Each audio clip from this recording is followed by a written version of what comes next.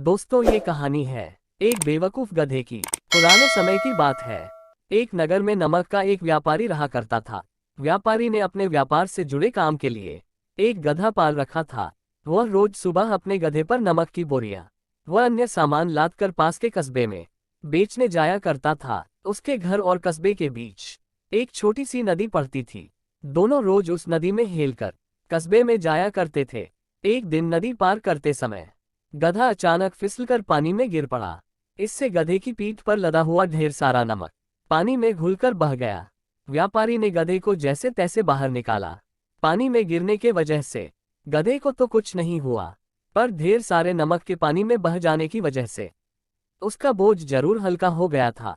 बोझ हल्का होते ही गधा बहुत खुश हुआ। अब तो गधे ने सोचा कि रोज ऐसे ही किया करूंगा। दूसरे दिन व्यापारी फिर गधे पर नमक की बोरियां लादकर बेचने निकला। उस दिन फिर नदी पार करते समय गधा जानबूझकर पानी में गिर पड़ा। ऐसा करने से गधे को तो आराम मिल रहा था, पर व्यापारी को रोज रोज नुकसान उठाना पड़ रहा था। तीसरे दिन फिर गधे ने फिर वैसा ही किया, पर इस बार व्यापारी ने साफ साफ देखा था कि गधा जानबूझकर पानी में गिरा था। उसे गधे पर बहुत गुस्सा आया। इधर गधा अपनी चालाकी पर बहुत खुश था। व्यापारी ने सोचा कि ऐसा रोज रोज तो नहीं चलेगा। उसने एक तरकीब लगाए। अगले दिन उसने गधे की पीठ पर नमक की जगह रुई के गट्ठर लाद दिए। ये देख गधा बहुत खुश हुआ। उसने सोचा कि आज तो पहले ही कम बोझ है, जब मैं पानी में गिरने का नाटक करूंगा तो बोझ कुछ और हल्का हो जाएगा। यही सोचकर वह खुशी खुशी चल दिया। नदी आते ही वह पानी में गिर गया और पहले की तरह व्यापारी ने उसे जल्दी से बाहर नहीं निकाला। फलस्वरूप रुई के गट्टों ने खूब पानी सोखा और बोझ पहले से कई गुना बढ़ गया। पानी से बाहर आने में गधे को बहुत परिश्रम करना पड़ा। अब उससे चला भी न जा रहा था।